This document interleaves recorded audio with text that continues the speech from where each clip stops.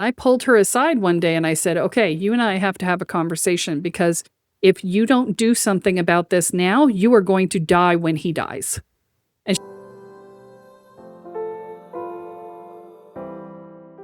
Hello and welcome to HolisticCircle podcast. My name is Philipp Kobald. We are reaching out to people who are passionate about spreading light, love, and joy. I'm happy for the second time to have here with me Kelle Sparta. Hello, welcome back. Thanks for having me, Philip. It's great to be back. It's that time of the year where I take myself the privilege to invite a couple of guests back that led some open questions or somehow really tickled me or impressed me or whatever is the terms. Everyone is different. So I have 5 or 6 people that I decided to ask for a second round. I didn't have enough of you last time. Thank you. I know you're unimaginably busy, but thanks for making time for my little podcast one more time around. And with this, we can make an introduction, but people can go back to the last interview. You think you make a quick one? Make a quick one. Sure. Yeah, I can do a quick introduction. My name's Kelle Sparta. I'm a spiritual business coach and a transformational shaman. And what I do is I help people go from awakening to enlightenment and on to facilitation. So I have an entire process that I walk people through doing that. And that's because I have spent the last 50 plus years studying personal growth and development and spirituality and metaphysics and things like that, as well as the last 39 years in business and 24 years online marketing. I combine all of those knowledge together and I work with people wherever they are. And I start them through the process and I take them into an integrated approach, right? So it's a non-religious based integrated approach to spirituality where I'm not going down a single silo. I'm going across multiple different types of topics and subject matter to provide an integrated approach to how the universe works. I'm permitted. I'm not the judge of the universe, but talking to a lot of people, one gets a sense who's been around the block and knows its stuff and who is just a little bit discovering or has an idea here or there. And I only know you through the internet. I don't know you in person yet, but I really got a strong feeling for your stuff. And I love to talk with you about these things because, as you said, you've been to so many different avenues, you've tried and so forth, but you have your own inner awakening and all of this bringing together in such a grounded, professional, and business-orientated way. I think it's a great guest to have. So this my judgment. That's it. I like to be I call myself grounded woo. So I'm like super intuitive and all up in the energetics, and yet I like it to be incredibly practical. If it's not practical, what's the point, right? Yeah. That's the fun part. If I talk to people with like your kind of background, I have a couple guests like that. They're all kind of with a smile. They've been around. They've been to every retreat. They've done all the crazy moves and all the chanting you can do in a lifetime.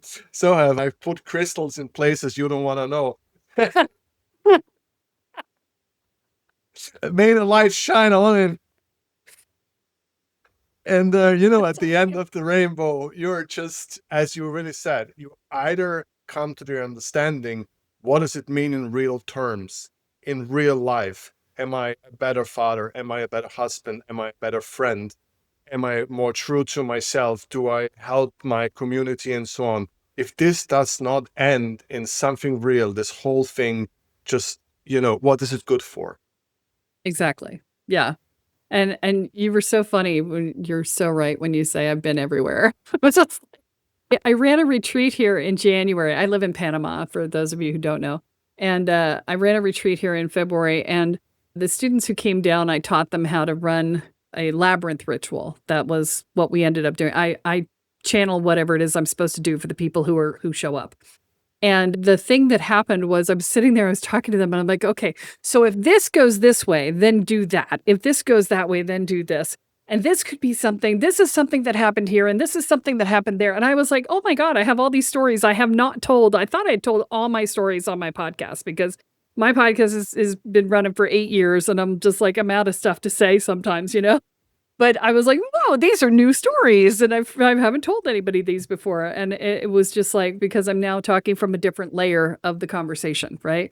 And I haven't told those stories on the podcast yet, which has been a nice discovery, because I have a tendency to repeat myself sometimes, because I'm like, there's only so many stories you could tell in 8 years, but evidently not. I would never repeat myself. I was like, did I tell this story yet? I don't know. I talk to so many people. How am I supposed to know what I've said? I have no idea. There are new viewers every time. They just love to hear it again. It's fine. Yeah. All right. We could talk forever fun and games, but we have to talk business for a while. One of the reasons why I asked you back is because last time we met, you were just in the finalizing or tuning of a really amazing, comprehensive program that takes you from your first little tiggle of spirituality to absolute mastership. And to my knowledge, and you will maybe correct me more than me, but there's not much out there which is somehow like on that level from A to C, this comprehensive. I've not come across it. Maybe you know more than I, but it's definitely one of a kind. Yeah, I have not seen one that does what mine does. I have seen things that are pretty comprehensive within their silo. It's like this is this type of thing and this is that type of thing, but mine is sort of cross-pollinating everything. And I don't know of another program that does what I do. That's why I wrote it. Right. So we talked about the last time we spent like almost an hour where you really went through the program, and you were so surprised that I want to hear more and more about your program, because everybody want to talk whatever they want to talk, but I loved so much. It was fascinating for me, your program. So we spent like an hour talking about the program. Whoever's interested, please go back to the last podcast.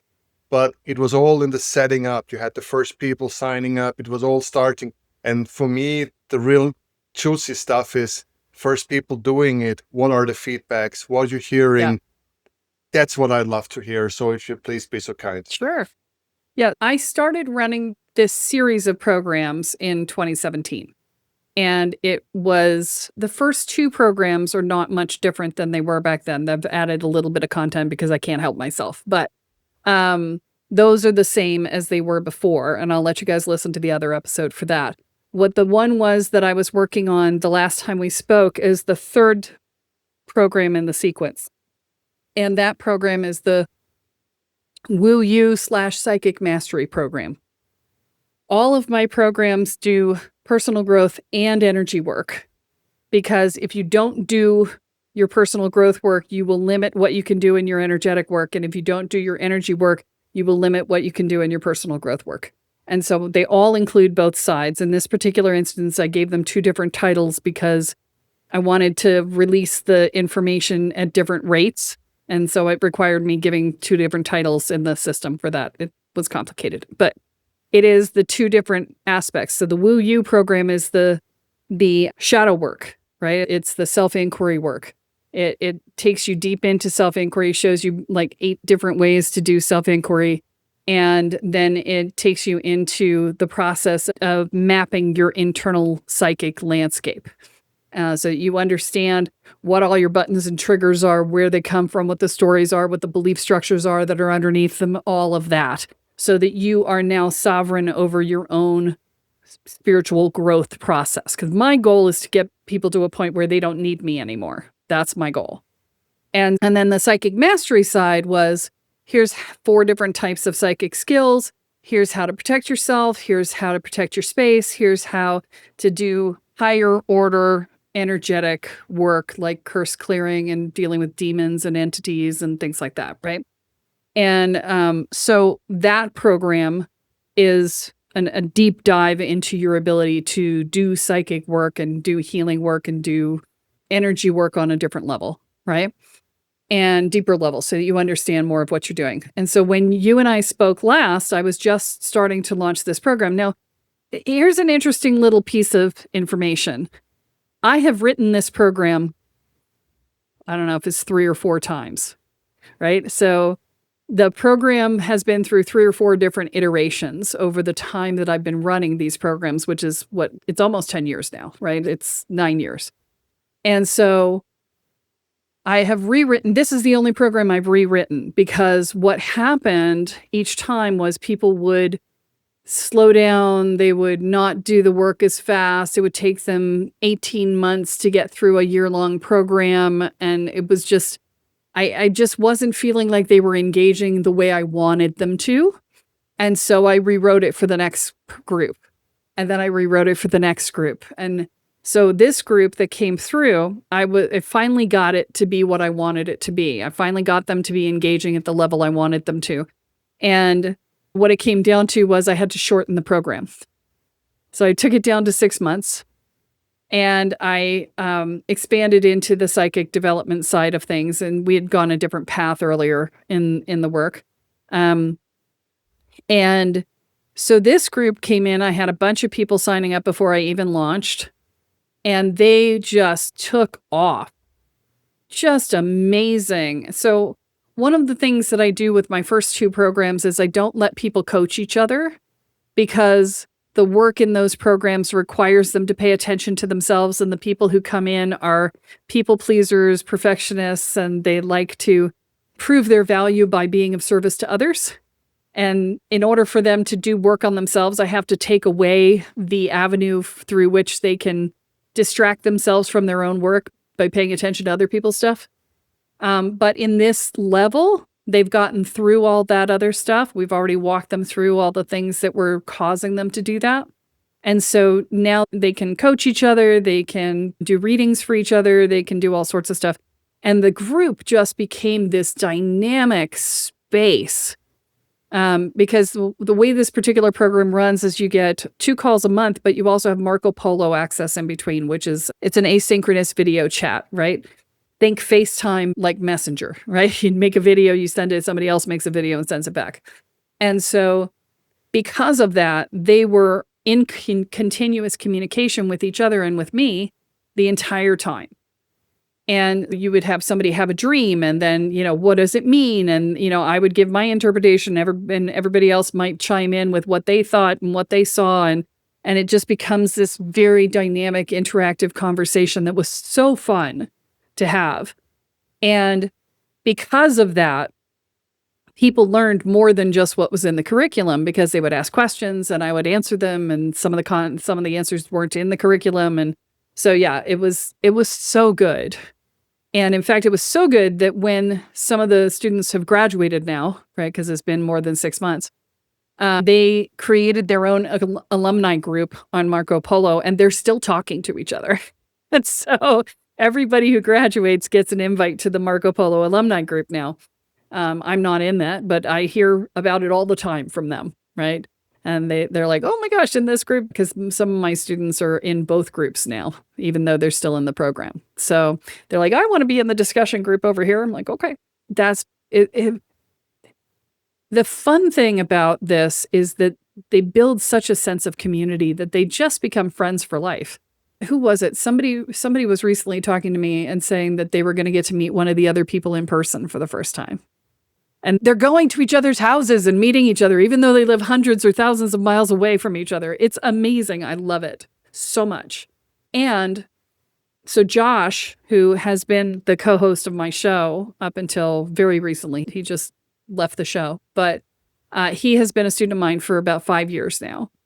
And he regularly goes to events and has people with 20 plus years experience say, how do you know so much? And he's been doing this for 5 years. And it's because he's gotten an integrated approach instead of a siloed approach. So these people are deep knowledge in one area, but they don't understand how it stitches into everything else. And that was the funny thing about my podcast when I started it. I run a Spirit Sherpa podcast. When I started it, I said it was the beginner's guide to energy magic in the spirit world.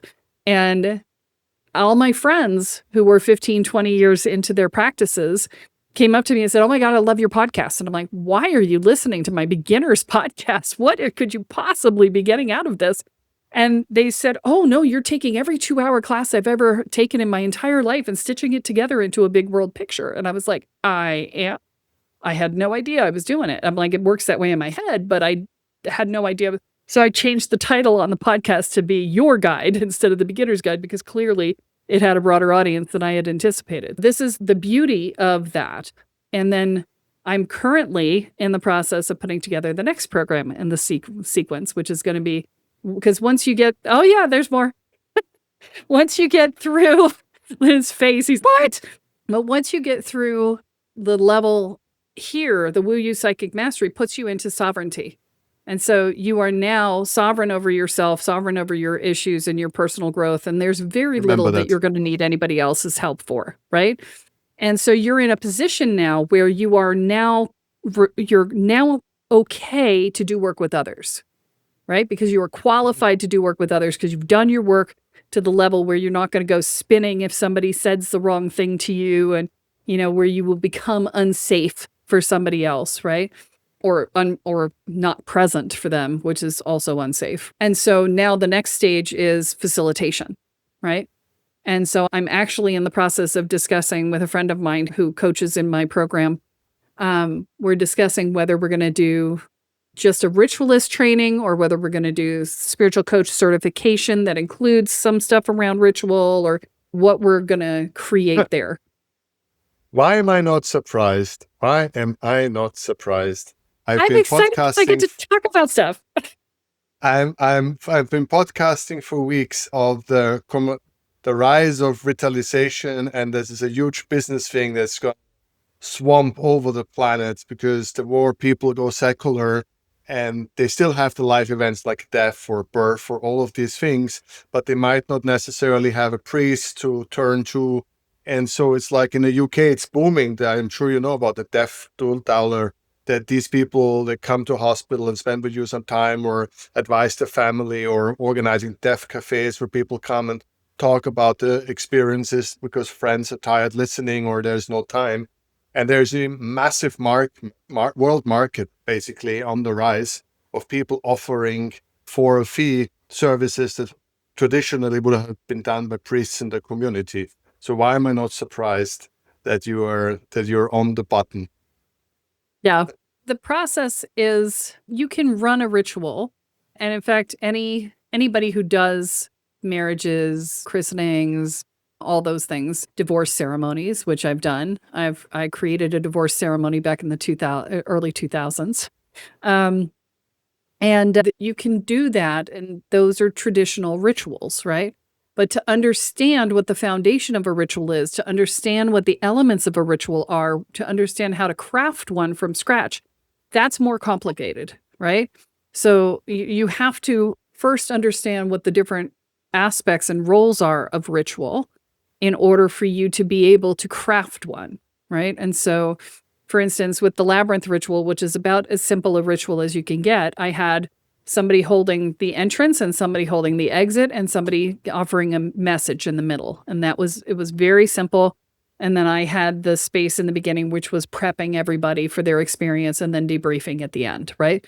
That was an entire ritual run with 4 people.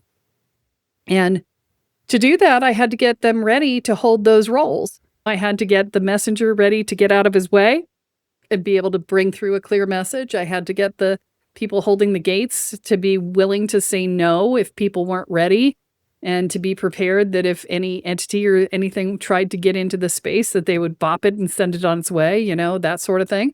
And that's a significant role, and you have to know what to do in all of the cases of what might happen, right? What happens if somebody runs screaming?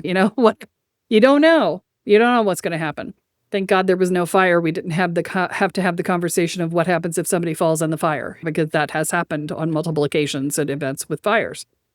And so, there's so many different pieces and parts to understand to how to run an effective ritual, even in the most simple of rituals, right?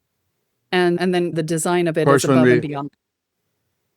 And of course, when we talk about like death and, saying goodbye or helping a soul transition and things like that, if it's just a guy from the street going for a 2-week workshop and then supposed to, yes, he can say the words, maybe he can do the gestures, he can wear the funny hat, but that's not what we actually expect from a priest, to have this connection, at least to have this strong bond with God, to help, to ask for the soul to be transmitted in a peaceful and loving way. So this is a big thing. And it's going to get interesting. Are we going to be happy with just people wearing the hat? Or do we want to have people who have the training and the connection to be like really the master of a ritual and to truly be able to perform the ritual, not as to an act. customize it. And to customize it for the family, right? Because not every family is going to have the same needs, right? There are some people for whom death is a very complicated thing, right? Some people don't want to talk about it. Some people aren't going to acknowledge their feelings. Some people are just going to be present, but they're not going to know how to deal with their feelings. There's other people will be very present and they can do a deeper level of work. I remember when a friend of mine's father was passing, and his mother and father were deeply energetically entwined. And he was dying of Parkinson's, and she was starting to fade as he started to decline. And I pulled her aside one day and I said, okay, you and I have to have a conversation, because if you don't do something about this now, you are going to die when he dies. And she was like, oh, I don't want to do that. I said, but that's what's happening now. I'm watching your energy fade because you guys have intermingled your energies for 40 years. And you need to filter your energies out of each other's fields so that he can cross over without taking you with him. And she was like, oh, and he was a devout Buddhist, and she's a therapist. I don't know what her belief structure was. She's Jewish. I don't know where in the Buddhist thing she fit, if at all. I don't think she did. I think she was just Jewish. But the two of them understood the concept of what I gave them, and they did a little ritual themselves to just pull that out. I described what the process was, and they did that, and she pinked up, and he crossed over very soon thereafter because she had been holding him here with her energy. But that allowed her to stay here, and she's still here like 10 years later. And that's another piece of the puzzle that nobody knows about, that they need to really be paying attention to when dealing with death. And yeah, there's a whole host of things that need to be addressed in that regard. And like christenings are for Christians, what do you do for somebody who's a pagan? I've done a paganing to welcome a child into the pagan community, or into what do you do for somebody who is atheist, right? You need to do something to welcome the child into community, right? Absolutely. And so each time it has to be designed around the person. We're used to that with weddings, but nobody thinks about it with divorces or with death or with births and things like that. But all of those are common rituals. I found this even interesting. It even now goes with this job description. Even when people retire in a company, people have lost the words. People have lost the ability to have a colleague and just to say goodbye. So they're now asking facilitators to host a ritual of saying goodbye, and they prepare little text that they're giving to people to say some words, because we are not capable anymore of standing up and just saying some words. It's totally crazy how things have spiraled on, and how everything has to be scripted these days. And so rituals, I mentioned death simply because it's very podcast-like. Everybody understands what I'm talking about, but you're right, they're everywhere. And especially with children, we have initiation into family rituals in the old Roman time, Greek times. We have them in Japan, and they're definitely not Christian or Jewish or anything else. So we're having Native Americans, for example, African people in Africa have all kind of manhood, girlhood, or rituals that are there, and they're basically definitely more pagan than anything else. So I'm with you 100%. I just think it's extremely interesting for a lot of people as a kind of like a job opportunity. I'm sorry that I'm a little bit profane at the moment.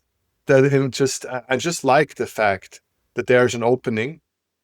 And I think it's so interesting that you are with your course already thinking ahead, knowingly, or it just happens, I don't know. But that you look at the situation, say, if you've been through this massive training, you spent this couple of years, you're now really ready. Here is a toolkit where you actually can go out there and have a job, maybe as a second income, maybe as a full-time. I think there's something going on here. Yeah, absolutely. And Josh and I just launched a Spiritpreneur membership site called Sacred Profits. And so that's a way for people to learn how to market themselves in a spiritual field. And we just put that out 2 weeks ago. And we've already got 14 people signed up for it. And all we've been doing is word of mouth and my newsletter so far. The way that you do the work matters. It's not just, can I read the thing off the piece of paper, right? There's a huge difference between going through the motions and doing magic and holding space, right? Because you can be there, but if you're not holding a solid container for the people that are going through the process, then there's no safe space for them. That's one of the reasons why I have everybody who comes through my program sign a confidentiality clause in their contract, because that creates a safe container for everybody. It says, I'm not going to share anything outside of the space, right? And so this is the very foundation of doing any ritual is creating safe space, because without safe space, no transformation can happen. This is so great. You're a pro, because it opens us wonderfully to the next chapter. Okay. Like you've done this before. It's because we really wanted to talk a little bit, or I wanted to talk a little bit, not we, I want to talk a little bit about really, we can flow it anywhere we go. So there's no real script here, but I'm sure that we'll make it happen. It's that new paradox. I'll give you the new paradox, and then whatever comes to your mind, my mind, we'll talk a little bit about. That people are in this wanting, they come from where they come from, they have a childhood, let's say they have a Christian childhood, then they moved on to different retreats, different experiences, shamanic, whatever. Now they moved on in life, maybe they have children, whatever. And they had those fixes, those little spiritual fixes. Weekend retreat, everybody feels great, then back to reality, and then it's this, and then back to reality. You know what I'm talking about. But now people are looking for community. They know that they need some kind of community, some kind of safety, some safe place, as you said. And also they need a bit more of an organization. They're tired of changing one thing to the other. And a lot of them try organized religion, but it has those rules that many of them cannot anymore. They're too individualistic already. They tried and this and that. So I stop here and we'll bounce back on you. Have you come across this? Have you noticed this kind of a new movement? So what is your first quick reaction, what I just said? I would say I don't think it's new.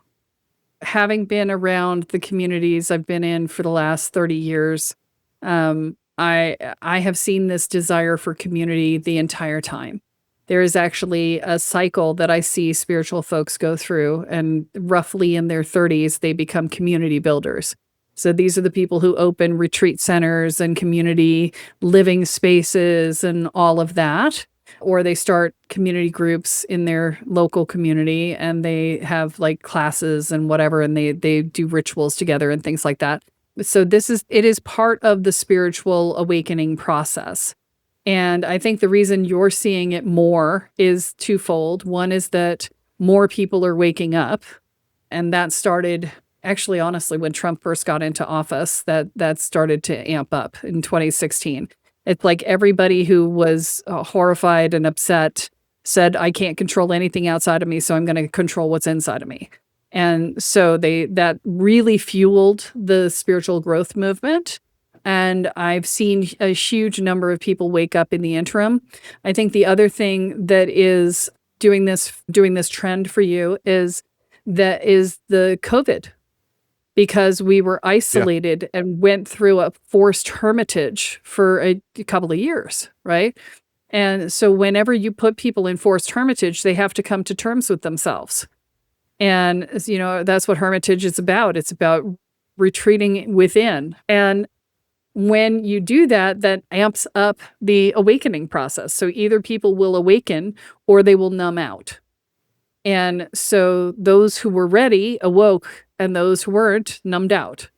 And yet, at the same time, COVID was trauma. It was a collective trauma that the whole planet went through at once. And so there was a huge amount of unprocessed trauma that happened. Some people don't even acknowledge that they were traumatized by it, which just blows my mind. I'm like, I don't know. We were stuck inside. We were living in fear that some evil virus was going to come and get us. There was a lot of trauma there. And then you can't get to your friends, and there's the family fights over, is it real, is it not? There was trauma. There was a lot of trauma. And so when you look at all of these things, when you have a collective trauma at a large scale, that's going to put people in a position where they're going to seek out community. They're going to seek out safe community specifically, where they're going to look for places to put that trauma, right? And then you have the awakening process too, where that takes people into community builder mode. And all of this is happening at the same time. And else sees chaos. I see the planet up leveling, right? We're going through a collective breakdown before breakthrough. And that is a standard process within spiritual evolution. And I look at all the discord and the upset and all the horrible things that are happening in the world, and specifically in the US, actually. And I'm like, yep, there's a reason I left, because I saw it coming and I didn't want to be in it. But I also see the need for it. Like when COVID happened, I was like, do you guys want me to do something about this? And they said, no, this needs to happen. And I'm like, okay. So I let it go. But there are things that have to happen in order for the world to evolve. And this is just one more of those things. It's the last dying gasp of the patriarchy, right? And, it's going to rise up and try and take over until it is put down. But the interesting effect is that I see so many people around the world I know that they are going back into Christian religion, or they even trying organized religion. So I personally see a shift from those more spiritual groups or self-organized groups, that people are looking really organized faith or organized things on a much more professional level. And I hear it, that their groups are growing. I talked just yesterday, I had a podcast with a important Quaker scholar and others, and I can see that all of these groups are a little bit, so they're growing and they can feel this inflow coming in. So that's an interesting phenomenon. I would argue that what they're looking for isn't established religion so much as solid space. Solid space, that's the word. Yeah, because a lot of the self-created program stuff and the community building stuff, it's often very loosely organized, right? You need to have an understanding of how you hold space in order for a community to thrive. And the community needs to be not just a single person holding it in order for the community to be viable, but it needs to have multiple people holding that space and serving in different roles. Because otherwise, it's too much for one person to hold a community unless it is their full-time job, right? Absolutely. And you said such an important things. I need to repeat them. First of all, what you said, organized or professional or solidly organized? Solid space. Solid space. This is point on top. Thank you for giving me a word. I will remember it. But another thing is, you said one person simply is, I think, out of time. You told about the end of patriarchy, never mind if it's a woman or a man, but these kind of groups hold by one person, no matter if it's full-time or not, it's simply toxic.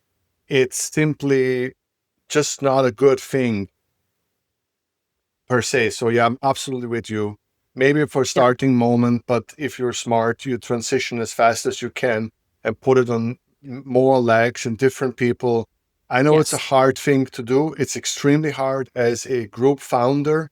It's your baby to share them with others. Honestly, I'm going to tell you from a group founder perspective, it is less difficult for me to let go of the reins than it is for me to find somebody committed to taking them on. I've been teaching for 20 years, and I have sought out multiple people over that 20 years to come in and partner, right?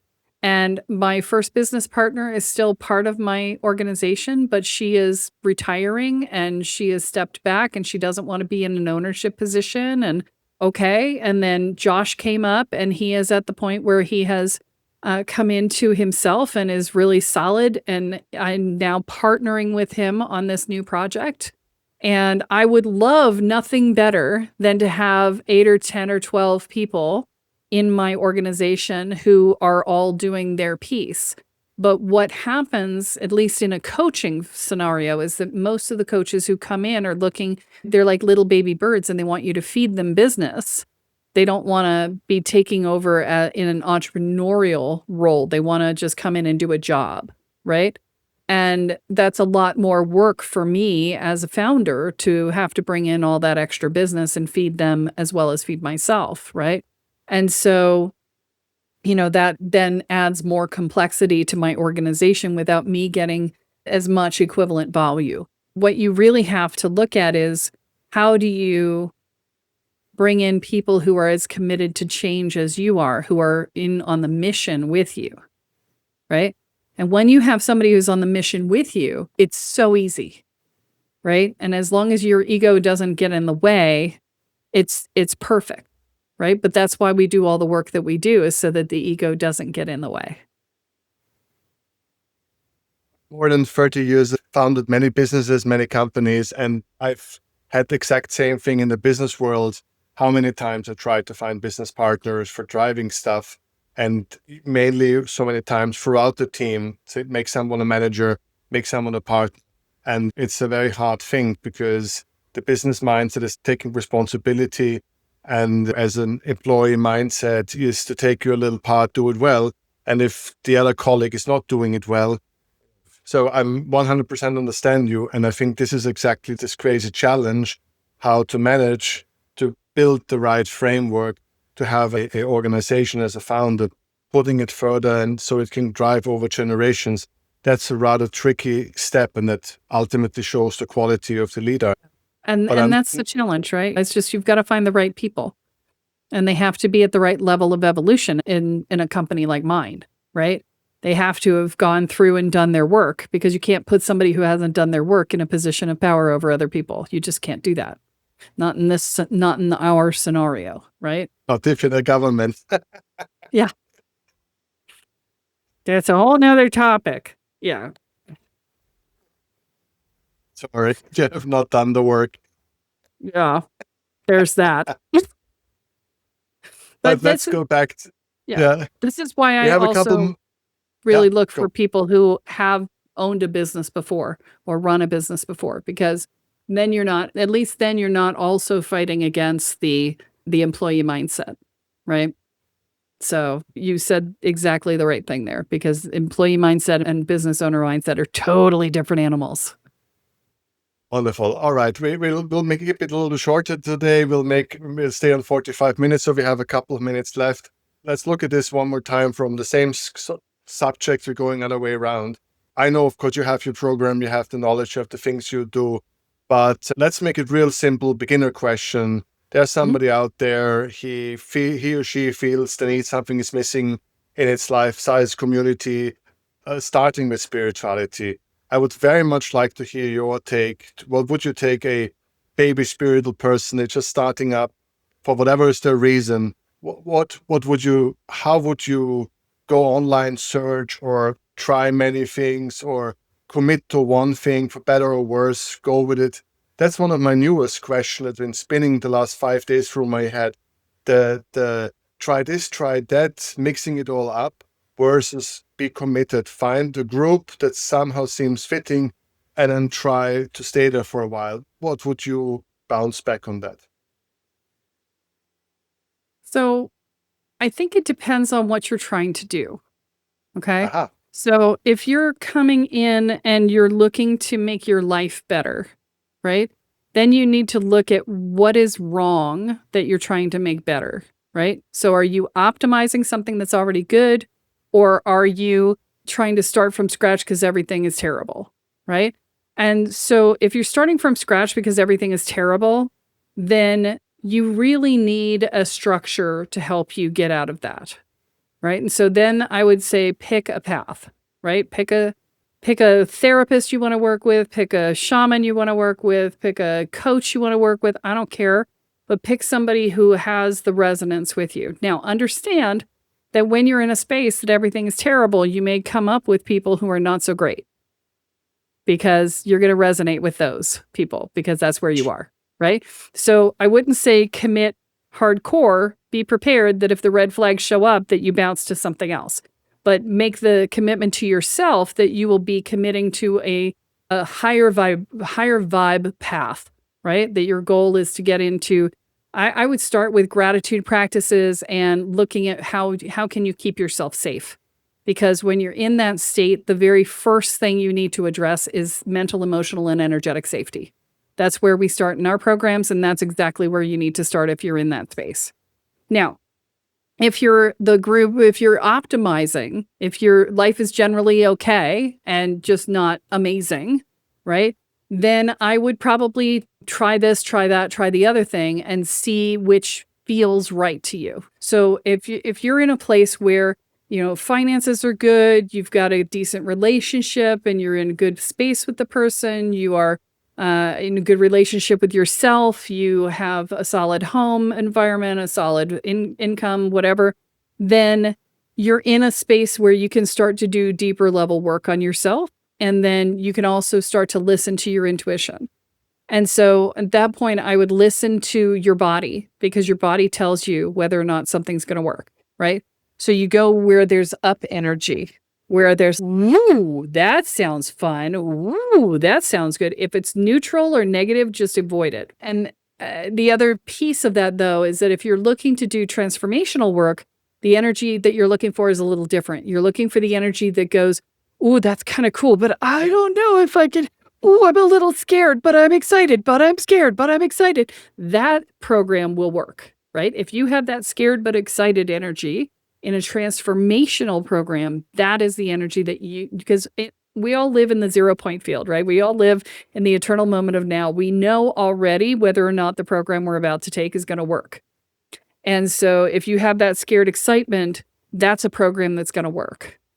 And so in a transformational space, that's what you're looking for energy. If you're looking for just something fun and something expansive and eye-opening and whatever, that is going to be, you're looking for up energy, right? Woo energy. If you're in a good place, go there. Are you cater for all of them, or that you have your what you like best as an organizer of groups? Do you have, like, from the ones you just presented, one that you the most like to cater for? Or you just have the whole field already after all these years? So I have the whole field, but the people that I cater to are committers, right? They commit to their path. Okay. It's not necessarily to my program per se, although once you join my program, you commit, but they're committing to themselves and they're committing to their journey, and they're not dabblers, right? My people are people who jump in with both feet, they're looking for even more than the intense amount of content that I give them. They're thirsty for information. They're just like, give me more, right? In fact, it's so much so that I actually have to build in space for integration in my programs, because if I don't, they won't do it. They'll just fall down, right? I'm like, I don't want them to fall down. I'm like, okay, you're going to take 2 weeks off and do nothing spiritually related for these 2 weeks. And then you'll see how addicted to this process you are, because I don't want to create spiritual addicts. I want to create spiritual sovereignty, right? And it's a whole process that I have to go through. But those are my people. My people are super committed people, and they're not taking things lightly. They're very serious about the work. I'm so thankful that we made a second round. It was again inspiring. I will go back and listen to it, definitely, and we'll make some little notes.